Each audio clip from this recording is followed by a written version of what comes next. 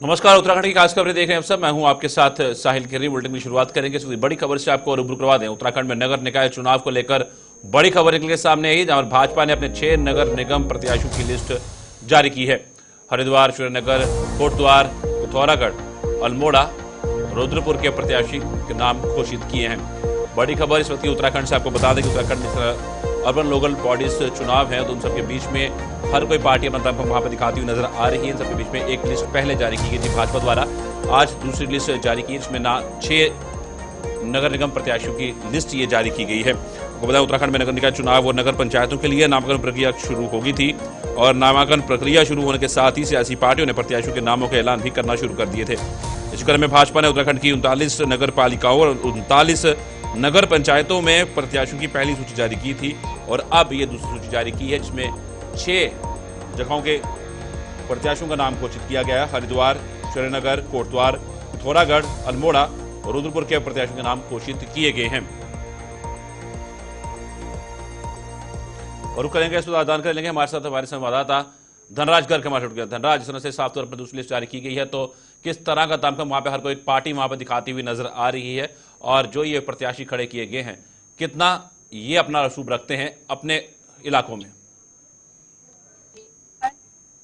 चुनाव है वो तारीख कहने से नजदीक आती जा रही है, और इसको देखते हुए कहने के सियासी हलचल लगातार उत्तराखंड के अंदर देखने को मिल रही है। तो वहीं यदि मैं प्रत्याशियों की बात करूं तो क्योंकि अभी देखिएगा कि बीजेपी और कांग्रेस दोनों ही कहीं ना कहीं अपने प्रत्याशियों को जो लिस्ट है वो धीरे धीरे कहीं ना कहीं जारी करती हुई नजर आ रही है, क्योंकि कांग्रेस की तरफ से भी कहीं ना कहीं पार्षदों की जो लिस्ट है वो जारी कर दी गई है, और वहीं बीजेपी की तरफ से भी जो पार्षदों की लिस्ट है वो जारी कर दी गई। लेकिन अभी भी जो कहा जाए कि मेयर पद की जो सीटें हैं राजधानी देहरादून की, उस पर अभी भी संशय बरकरार है, क्योंकि अभी तक ना तो बीजेपी की तरफ से कोई प्रत्याशी घोषित किया गया है और ना ही कांग्रेस की तरफ से। लेकिन माना जा रहा है कि आज शाम तक कहीं ना कहीं दोनों ही पार्टियां अपने प्रत्याशियों की सूची जारी कर देगी, क्योंकि देखिए कल का दिन यानी कि एक दिन हमारे पास बचा है नामांकन के लिए, और उसके लिए कहीं ना कहीं प्रत्याशियों की जो घोषणा है वो आज कर दी जाएगी। और माना जा रहा है कि कल दोनों ही पार्टी के जो प्रत्याशी होंगे वो नामांकन अपना दाखिल कर चुके होंगे। लेकिन उससे पहले देखिएगा कि जो हलचल है चुनाव की वो लगातार देखने को मिल रही है, क्योंकि लगातार जो सरगर्मियां है निकाय चुनाव की वो बढ़ती हुई नजर आ रही है। और इसके साथ ही आप देखिएगा कि जो प्रत्याशी के दावेदार है, क्योंकि दावेदारों की जो लिस्ट है वो काफी लंबी चौड़ी है, चाहे कांग्रेस की बात करें या बीजेपी की बात करें, और जो चेहरे हैं वो कहीं ना कहीं अपना दमखम दिखाते हुए नजर आ रहे हैं, क्योंकि बीजेपी की तरफ से भी एक पैनल बनाकर 3 लोगों का कहीं ना कहीं केंद्र को भेजा गया है। लेकिन उसमें जो बड़े नाम निकलकर सामने आ रहे हैं उसमें साफ तौर पर कहीं ना कहीं बीजेपी के जो पूर्व मेयर रहे हैं सुनील गामा, उनका नाम निकलकर सामने आया है। उसके साथ ही सिद्धार्थ अग्रवाल का चेहरा भी एक बड़ा चेहरा है, वो भी सामने है। उसके साथ ही विशाल गुप्ता है, और इसके साथ ही देखेगा कि पुनीत मित्तल। तो कहीं ना कहीं ये नाम ऐसे हैं कि जो दौड़ में आगे चलते हुए नजर आ रहे हैं। लेकिन अब देखने वाली बात होगी कि केंद्र सरकार किसके चेहरे पर मोड़ लगाती है, क्योंकि अंतिम फैसला कहीं ना कहीं केंद्र सरकार की तरफ से होता है। जो केंद्र सरकार के द्वारा चुनाव समिति बनाई गई है उसकी तरफ से किया जाता है, और जिसके चेहरे पर मोहर प्रत्याशी के यानी कि कहा जाए कि जो केंद्र लगाएगी वही कहीं ना कहीं उत्तराखंड के माफी चाहूंगा राजधानी देहरादून के अंदर मेयर का प्रत्याशी होगा। धनराज, एक बात और समझनी बहुत जरूरी है कि आखिर जो मेयर पद के लिए जो प्रत्याशी है उसका नाम घोषित करने में इतना समय क्यों लग रहा है? क्या बीजेपी कांग्रेस का इंतजार कर रही है या कांग्रेस बीजेपी का इंतजार कर रही है? उनके मुख्य लड़ाई जो है इन चुनावों के अंदर बीजेपी और कांग्रेस के बीच में ही रहेगी। जी बिल्कुल, देखिए आपने सही कहा है कि इंतजार क्यों, एक बड़ा सवाल जरूर खड़ा होता है। लेकिन वही देखेगा कि इंतजार इसलिए भी किया जा रहा है क्योंकि जो लिस्ट है वो काफी लंबी चौड़ी है। यदि ऐन समय पर प्रत्याशी का नाम घोषित कर दिया जाता है तो कहीं ना कहीं जो विवाद है वो कम होने की उम्मीद बनी रहती है। और क्योंकि जिस तरीके से देखा जाए कि जो लिस्ट है वो सैकड़ों की तादाद में है, और हर कार्यकर्ताओं को कहीं ना कहीं उम्मीद होती है कि उसको पार्टी से दूसरा कुछ मिलेगा। तो एक कारण ये भी माना जा रहा है, और दूसरा कारण ये भी माना जा रहा है कि कांग्रेस तो समझ रही है कि बीजेपी पहले अपना प्रत्याशी उतारे, और बीजेपी सोच रही है कि कांग्रेस अपना पहला प्रत्याशी उतारे। लेकिन अब देखेगा कि जो लिस्ट जारी होगी दोनों की ही लिस्ट कहीं ना कहीं एक साथ ही आने की उम्मीद है। ऊपर नीचे 1-2 घंटा ऊपर नीचे हो सकती है, क्योंकि जिस तरीके से देखा जाए कि दोनों ही पार्टियों को अपना प्रत्याशी उतारना है और आज शाम तक कहीं ना कहीं उनकी घोषणा करनी है, क्योंकि कल नामांकन का आखिरी दिन है और आखिरी दिन उन दोनों को ही कहीं ना कहीं नामांकन करना है। जी। धनराज, इन सब के बीच में एक बात और निकल के सामने आती है। अब काफी देर से ये अटकलें लगाई जा रही थी कि चुनाव करवाए जाएं। काफी देरी हुई इन चुनावों में, पर अब चुनावों का अब आखिरी दौर चल रहा है कि कल आखिरी दिन होगा नामांकन का। पर उन सब के बीच में मौसम कितनी बड़ी चुनौती जो है वो रहेगी उत्तराखंड के अंदर, क्योंकि अगर चुनाव कराने थे तो नवंबर से पहले करवा देते तो वो बेहतर रहता। पर काफी समय लगाया और उसके बाद चुनावों की तारीखों का ऐलान किया, और अब मौसम जो है वहां पे लगातार करवट बदलता हुआ नजर आ रहा है, क्योंकि वहां पे शीतलहर का अलर्ट भी जारी किया गया है। 4 जनवरी तक स्कूल बंद किए गए हैं।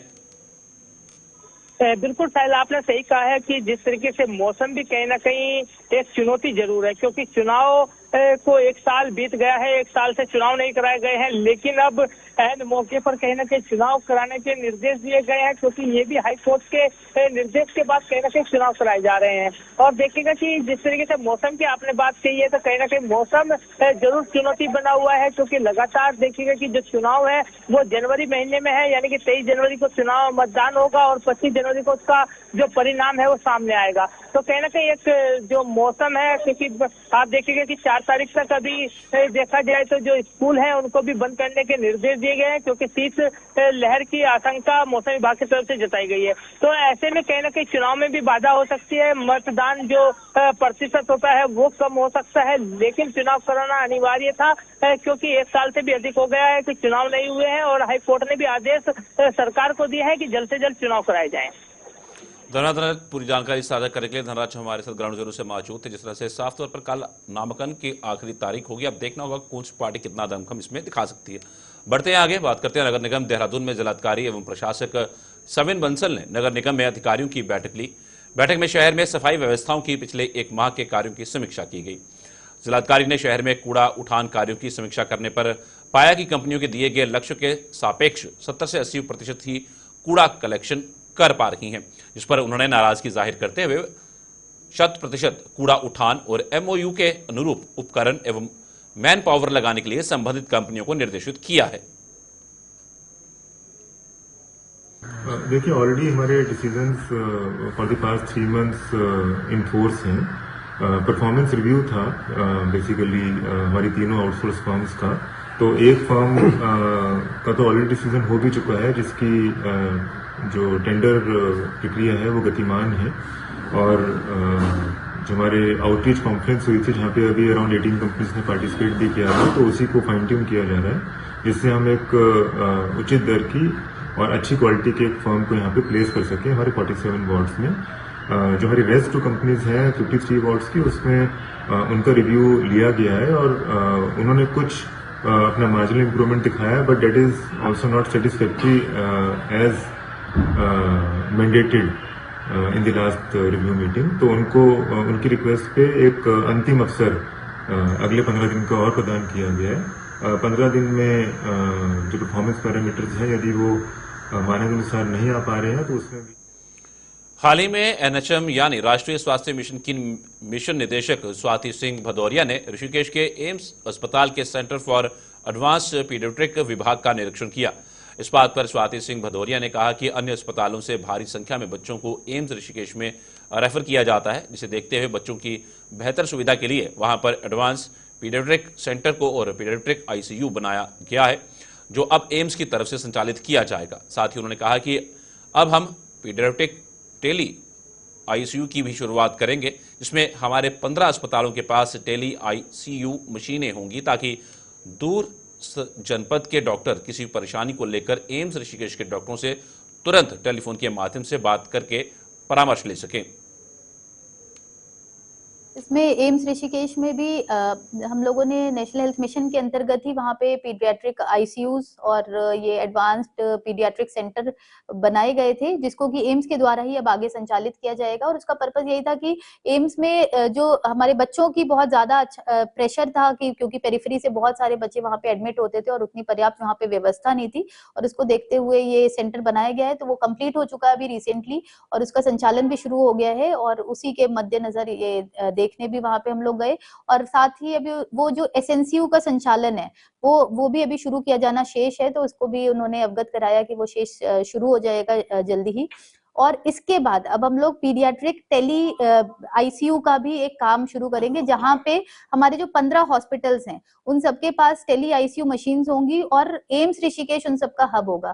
तो जैसे अगर किसी दूरस्थ जिले में किसी को बहुत कोई कॉम्प्लिकेशन आती है और डॉक्टर कुछ गाइडेंस चाहते हैं, तो उस इक्विपमेंट के माध्यम से एम्स से वो डायरेक्टली टेलीमेडिसिन टेली आईसीयू के माध्यम से वो उनसे संपर्क स्थापित कर सकते हैं, उनसे राय परामर्श ले सकते हैं और अगर आवश्यकता होती है तो एम्स ऋषिकेश तत्काल उसको। एसएसपी हरिद्वार परविंदर सिंह डोभाल द्वारा पुलिस व प्रशासन के अधिकारियों की उपस्थिति में सोमवती अमावस्या स्नान पर्व में लगे फोर्सेस को ऋषिकुल ऑडिटोरियम में संयुक्त रूप से ब्रीफ किया गया। सोमवती स्नान पर्व का विशेष महत्व होने के साथ साथ आगामी नव वर्ष के उत्सव को लेकर लाखों की संख्या में श्रद्धालुओं का हरिद्वार के विभिन्न स्थानों पर आगमन करने की संभावना है। इसके हेतु हमें पहले से तैयार रहकर संपूर्ण जनपद में एडवांस व्यवस्था बनाए रखना बहुत आवश्यक है। आगामी नगर निकाय चुनाव के दृष्टिगत होने वाले स्नान को चुनौतीपूर्ण बताते हुए सतर्कता से ड्यूटी एवं सुव्यवस्थित व्यवस्था बनाए रखने हेतु बताया गया। साथ ही स्थानीय अभिसूचना इकाई के अधिकारी गुप्त रूप से पूरे मेला क्षेत्र में कड़ी नजर रखते हुए लाभप्रद सूचना से उच्च अधिकारियों को तत्काल अवगत कराने हेतु निर्देशित किया गया। आगामी सोमवती अमावस्या का जो स्नान है उसके संबंध में आज एक जो हमारी ब्रीफिंग है वो अभी चल रही है और इसमें संपूर्ण मेला क्षेत्र को हम लोगों के द्वारा 14 मुख्य जोनों में और 39 सेक्टर में हमने विभाजित किया है। जो हमें पुलिस बल है वो प्राप्त हो चुका है जो बाहरी जनपदों से मिलना था और अपने अंदरूनी रूप से भी हम लोगों ने फोर्स लगाया है। तो एसपी सिटी को पर्याप्त पुलिस फोर्स दिया गया है और संपूर्ण मेले के प्रभारी एसपी सिटी को बनाया गया है, जिसमें अगर कल ज़्यादा ट्रैफिक होता है तो उसके लिए हमारा रूट डाइवर्जन का प्लान है वो ऑलरेडी एग्जीक्यूट हम लोग करेंगे उसको। और साथ में हमें ये भी देखना है कि नववर्ष के समय जो लॉन्ग वीकेंड का ये जो टाइम है इसमें काफ़ी सारे लोग आ रहे हैं, उसको भी ट्रैफिक प्लान में हम लोग सम्मिलित कर रहे हैं। मुझे उम्मीद है हम लोग बहुत ही अच्छे वातावरण में और बहुत अच्छे तरीके से मेला ड्यूटी को संपन्न कराने में सक्षम रहेंगे। मेरी सख्त हिदायत भी है लोगों को, किसी प्रकार का कोई भी हुड़दंग अगर हमारे संज्ञान में आता है या किसी भी तरीके से हमें पता लगता है उसमें हम सख्त कार्रवाई करेंगे। इसके लिए हम लोगों के द्वारा जो ड्रंक एंड ड्रिवन की ड्राइव ऑलरेडी चल रही है और इस प्रकार की कोई भी सूचना अगर हमें मिलता है, अगर किसी रेस्टोरेंट या कोई अवैध रूप से कहीं पर कोई इस तरीके से कार्रवाइयाँ चल रही हैं। काशीपुर नगर निगम मेयर पद के लिए कांग्रेस प्रत्याशी एडवोकेट संदीप सहगल ने कांग्रेस समर्थकों संघ विशाल नामांकन रैली के साथ किला बाजार काशीपुर से कूच किया। इस दौरान कांग्रेस प्रत्याशी संदीप सहगल ने भाजपा पर हमला बोलते हुए कहा कि भाजपा के जनप्रतिनिधियों ने काशीपुर का विकास अवरुद्ध करने में कोई कसर बाकी नहीं छोड़ी है, जिसका जवाब इस निकाय चुनाव में जनता उन्हें देने जा रही है। साथ ही उन्होंने भाजपा पर चुटकी लेते हुए कहा कि काशीपुर से कांग्रेस ने तो अपना प्रत्याशी घोषित कर दिया, लेकिन भाजपा ने अभी तक किसी को भी चुनाव मैदान में नहीं उतारा है। ऐसे में सवाल तो उठेंगे कि क्या भाजपा ने कांग्रेस को वॉकओवर दे दिया।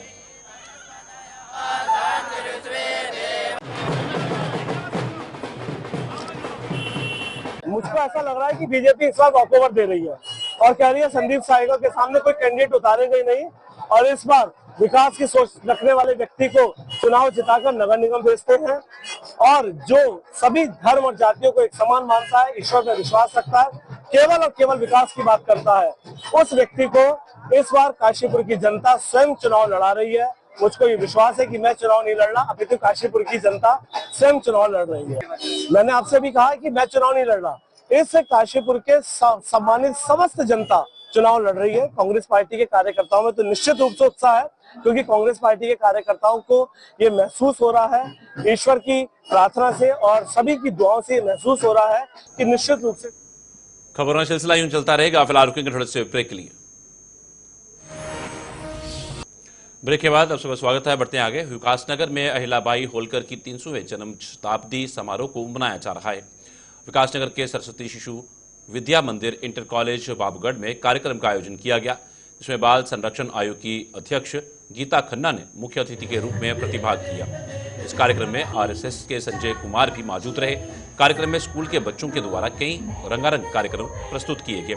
इसमें जौनसारी गीत, गढ़वाली गीत, अंग्रेजी और कई अन्य भाषाओं के गीतों पर बच्चों ने कार्यक्रम की प्रस्तुति दी।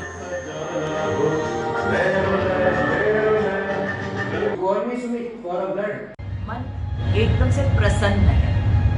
अभी जो आपने देखा ना छोटे बच्चों ने चंदा मामा, वो जो बाल सुलभ कविताएं थी वो कहीं गुम कर दी हमने ना। Little Mary, Christmas Mary, white कॉन्ट्रैटी, वो अंग्रेजी गाना ऐसा दंश आया ना कि बच्चों की वो जो चंदा मामा के प्रति उत्सुकता थी उसको कहीं गायब सा हो रहा था। तो कितना सुंदर मनमोहक रूप से उन्होंने चंदा को आह्वान करा कि आइए मेरी गुड़िया की शादी। गुड़िया गुड्डे की शादी ना एक रोल प्ले था। जो मैं बाल विशेषज्ञ हूँ तो मैं जानती हूँ कि बच्चों के बौद्धिक विकास में इस तरह के रोल प्लेस का बहुत सुंदर महत्व है। अभी एक उन्होंने स्किट करा जिसमें उन्होंने कहा कि अपने अपने कार्य को करने में कितना मजा आता है, और फिर धोबी, नाई, मोची, पोस्टमैन, सब्जी वाला, काम वाली बाई, कूड़ा उठाने वाले। तो बताया ना कि जीवन में सिर्फ कंप्यूटर ऑपरेटर, डॉक्टर और वकील की जरूरत नहीं है। हमें रोज का जीवन जीने के लिए टीचर, सफाई वाला, सब्जी वाला, धोबी, तो ये सब संदेश देना महत्वपूर्ण है। सांस्कृतिक कार्यक्रम करिए और उसके पीछे भी जो तैयारी है उससे मैं बहुत ही इम्प्रेस। हमारे यहाँ अहिल्याबाई होलकर जी की 300वीं जयंती समारोह के अंतर्गत वार्षिकोत्सव कार्यक्रम की पूरी व्यवस्था है, और इसमें अपने मुख्य अतिथि के नाते बाल अधिकार संरक्षण आयोग की जो उत्तराखंड के अध्यक्ष हैं डॉक्टर गीता खन्ना जी, वो मुख्य अतिथि है। अपने राष्ट्रीय स्वयंसेवक संघ के संजय जी हैं जो कि प्रांत के प्रचार प्रमुख हैं, वो मुख्य वक्ता के नाते हैं, और एक प्रतिष्ठित वैज्ञानिक है CM नोटियाल जी, तो वो कार्यक्रम के अध्यक्ष हैं, और डॉक्टर राजकुमारी जी ऐसे विशिष्ट अतिथि के नाते हैं। ऐसा अपना है सर। कल्चर प्रोग्राम में क्या क्या दिखाया है? कल्चर प्रोग्राम में हर प्रकार के कार्यक्रम हैं। राजस्थानी गीत है, जौनसारी गीत है, गढ़वाली गीत है, अंग्रेजी में नाटक है, हिंदी में अहिल्याबाई होलकर पे।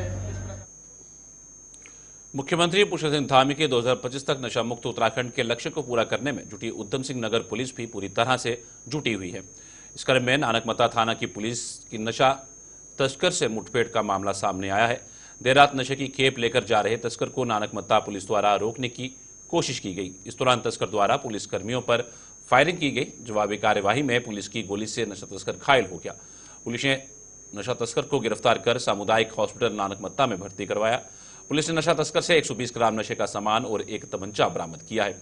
SSP मणिकांत मिश्रा ने मीडिया को बताया कि थाना नानकमत्ता पुलिस को मुखबिर से थाना क्षेत्र के बिसौटा गांव में एक संदिग्ध व्यक्ति की सूचना प्राप्त हुई, जिस पर पुलिस की एक टीम गांव में पहुंची। उसी समय गांव की ओर से एक व्यक्ति बाइक पर सवार होकर आ रहा था। पुलिस ने उसे रोकने की कोशिश की। पुलिस को देखकर यह व्यक्ति पीछे मुड़कर भागने की कोशिश करने लगा। पुलिस ने पीछा किया तो इस व्यक्ति ने नदी के किनारे अपनी बाइक को छोड़ दिया और पुलिस पर फायरिंग करते हुए नदी के रास्ते से भागने लगा। खुद को बचाते हुए पुलिसकर्मियों ने फायरिंग शुरू कर दी। एसओ गश्त कर रहे थे, उन्हें सूचना प्राप्त हुई कि बिसौटा गांव के पास एक व्यक्ति है जो संदिग्ध एक्टिविटी कर रहा है। उसमें थानाध्यक्ष अपने फोर्स के साथ वहां पर पहुंचे। एक व्यक्ति मोटरसाइकिल बड़ी तेज़ी से चलाते हुए वहां से भागा। पुलिस के द्वारा उसका पीछा किया गया। वो बंधे के पास अपनी मोटरसाइकिल छोड़ के भागने लगा। पुलिस पर उसने कई फायर किए। जवाब में थानाध्यक्ष और उनकी टीम के द्वारा भी इस पर फायर किए गए, जिसमें एक व्यक्ति के पैर में गोली लगी। उससे पूछताछ के बाद ये पता चला कि उसका नाम सुखविंदर बिट्टू है और उसने पूर्व में भी कई अपराध किए हैं और पुलिस पर भी उसने हमला किया है, जिसके लिए मुकदमा पंजीकृत है नानकमत्ता थाने में। अभी उसे अस्पताल ले आया गया है और वह सुरक्षित है। उससे और पूछताछ की जा रही है। पूछताछ में उसने यह भी बताया कि उसके पास 120 ग्राम स्मैक है और वह नशे का व्यापार करता है। उसे हायर सेंटर के लिए रेफर किया गया है। उससे गहन पूछताछ की जाएगी और उससे और जानकारी प्राप्त की जाएगी कि वो कौन कौन लोगों को नशा देता था और कहां से। कुमाऊं के सबसे बड़े नगर निगम हल्द्वानी के लिए कांग्रेस से मेयर का टिकट लाने के बाद देहरादून से हल्द्वानी पहुंचे राज्य आंदोलनकारी व पूर्व दर्जा राज्य मंत्री ललित जोशी का पार्टी कार्यकर्ताओं ने गर्मजोशी से स्वागत किया।